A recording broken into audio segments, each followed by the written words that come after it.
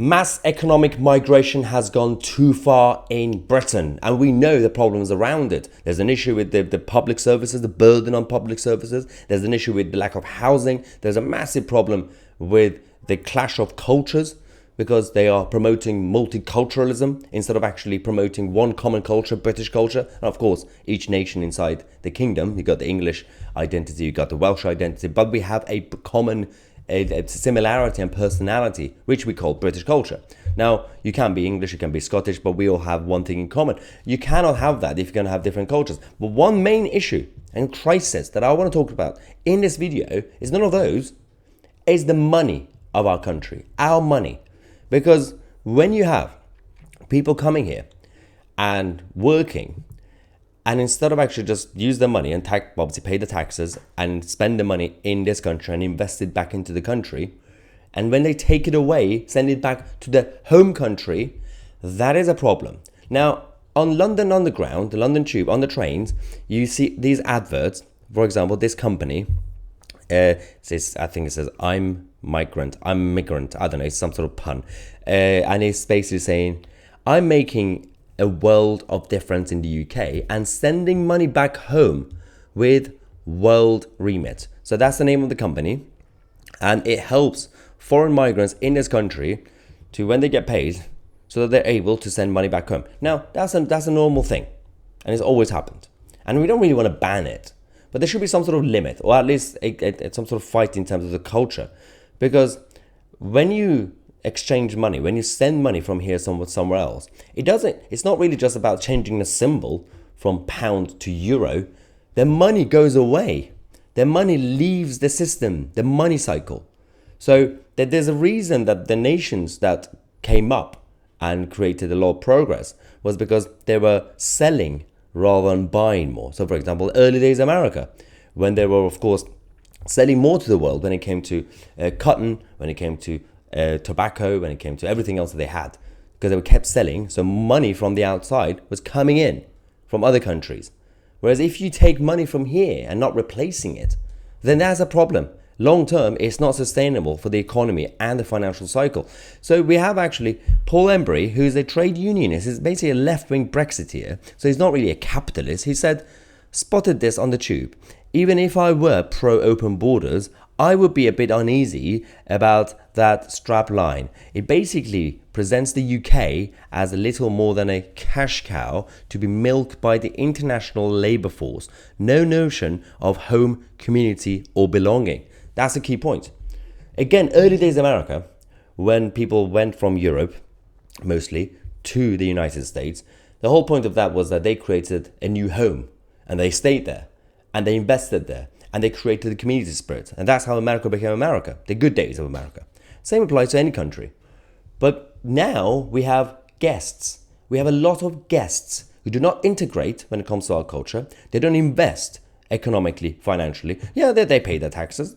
That's fine, good. They also create some jobs. But if you continue to take more money out of the country, before it was fine because the level of migration was much lower, economic migration. But now mass economic migration, it basically encourages that practice more, and we don't know what we're doing about this. And no one in the political system is talking about this. But the problem is, GB News presenter Albie, who's supposed to be a conservative, but he's more like a liberal Tory, he responded to Paul Embry, because he's basically, Albie is like a liberal metropolitan elitist so-called Tory. And he responded to Paul Embry saying, anyone else think this is a touch snowflakey from Paul Embry? If an immigrant wants to send their money supporting family abroad, it's their choice. It's up to individuals to decide how to spend their money. Family and individual choices are conservative values. Nationhood is conservative values. These sort of things that you're actually focusing on your own community, forming families here, creating a new home for yourself. These are conservative values. Not really continuing to be a guest in a different country, taking that country's money away from the rest of the people. That's not really conservative. There's nothing conservative about that. It's neoliberal. Neoliberalism, globalism on steroid. So Paul Embry is also snowflakey. That comment was completely idiotic because Embry said, seems to me you don't understand what snowflakey means. I wasn't offended by the advert. Neither do I think it should be banned. I simply made a criticism of the message it conveyed, a criticism which you seem not to have grasped. Yes, so your use of snowflakey is just daft. Exactly, this is what the other thing the political left do. Every time you respond to something, and every time you, for example, say, well, this is just the wrong thing to do, they say, oh, you're just a snowflake. You're having a meltdown. Like, you're trying to use our words against us. It just doesn't work. It's the same thing when they try to be funny.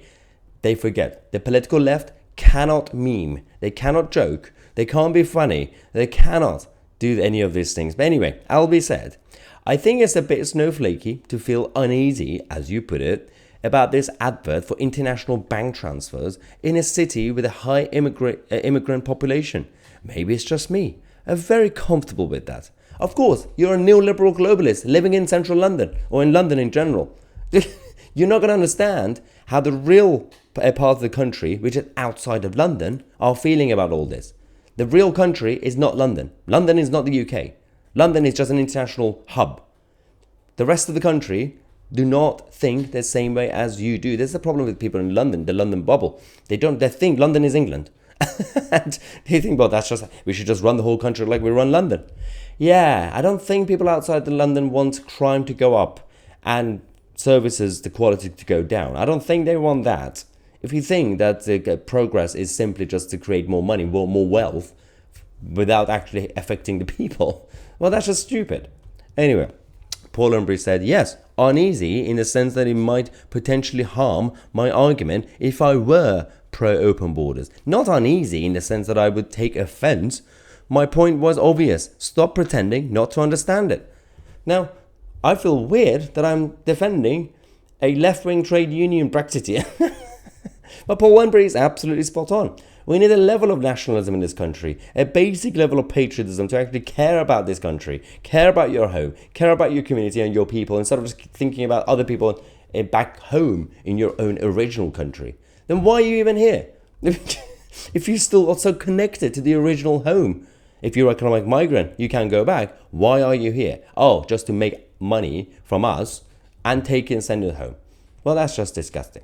Anyway, let me know your thoughts. I'm Mahyar, Tousi, and we are the media.